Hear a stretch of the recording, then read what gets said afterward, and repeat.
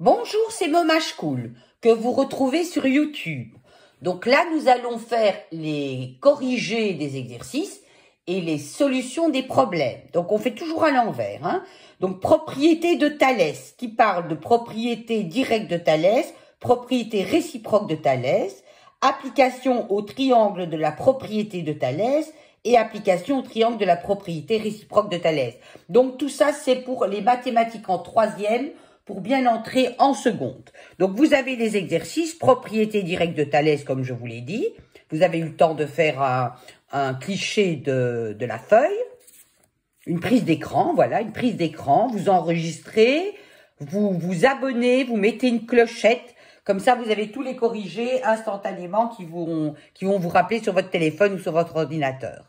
Voilà. Donc là, on y est. De nouveau, les exercices avec, bien entendu, les réponses.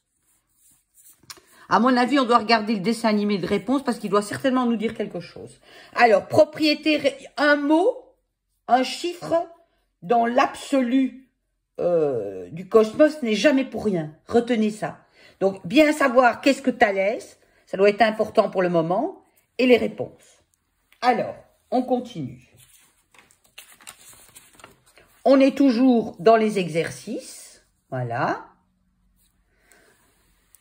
Réponse, soit, donc ça, c'est la question.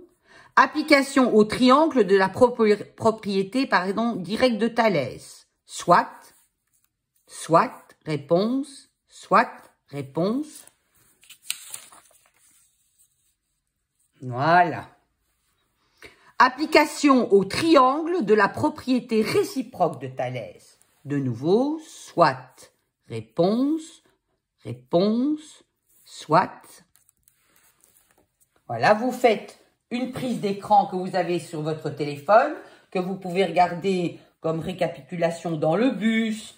Je sais qu'il y en a certains qui mettent 1 heure pour aller à l'école. Voilà, profitez de ce temps-là, hein. Au moins, vous prenez le temps, quand vous êtes dans le bus, de faire une matière. Pas plusieurs matières, une. Parce que votre esprit va intégrer cette matière au transport. Voilà. C'est aussi simple que ça. Il faut avoir des réflexes intelligents. Alors, les problèmes. Nous avons 12 problèmes, 13. Nous en avons pas mal. Hein. Alors, les problèmes. Et après, je vous donne les corrections des problèmes. Comme ça, vous pouvez travailler, faire l'exercice et au moins avoir la réponse. Parce que c'est ça aussi, on vous donne des exercices. Vos parents, bon, d'abord, ils ont oublié, hein, et ils n'ont pas que ça à faire. Mais on vous donne des questions, mais vous n'avez pas les corriger. Donc, comment voulez-vous vous assurer, quelle perte de temps de ne pas savoir où on va. Alors, effectivement, on nous dit, ça fait travailler la tête, ça va travailler. Non! Non, on a l'exercice, on n'a que le corriger et on comprend beaucoup mieux. Moi, j'ai travaillé comme ça quand j'étais petite. Parce que quand on était petite, on avait les corrigés. Je sais pas pourquoi l'enseignement devait les corriger. Puisque, regardez, je les retrouve partout, moi, les corrigés. C'est que ça existait. Puisque c'est des livres qui datent. Alors, solution. Une prise de cliché. Alors, encore les solutions. Les solutions, c'est la réponse à un problème. La correction, c'est la correction d'un exercice. Un corrigé, c'est l'exercice. La solution, c'est le problème. Ici, je vais vous monter un peu parce que sinon, vous n'allez pas voir la fin. Voilà. C'est bien? Voilà. Alors, encore une feuille de solution. Encore une chose, quand ils vont vous demander vos questions, là, dans les exercices, dans les contrôles, n'importe quoi, au brevet, ben, en règle générale, ils ne savent pas vous inventer des questions. Les questions, elles sont là. C'est pour ça qu'on vous les cache, d'ailleurs.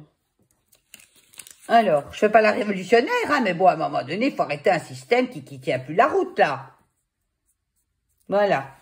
Existence du point M, détermination du réel, montrons que M, l'abscisse, et voilà. Après, vous aurez les coordonnées. Voilà, nous en avons fini.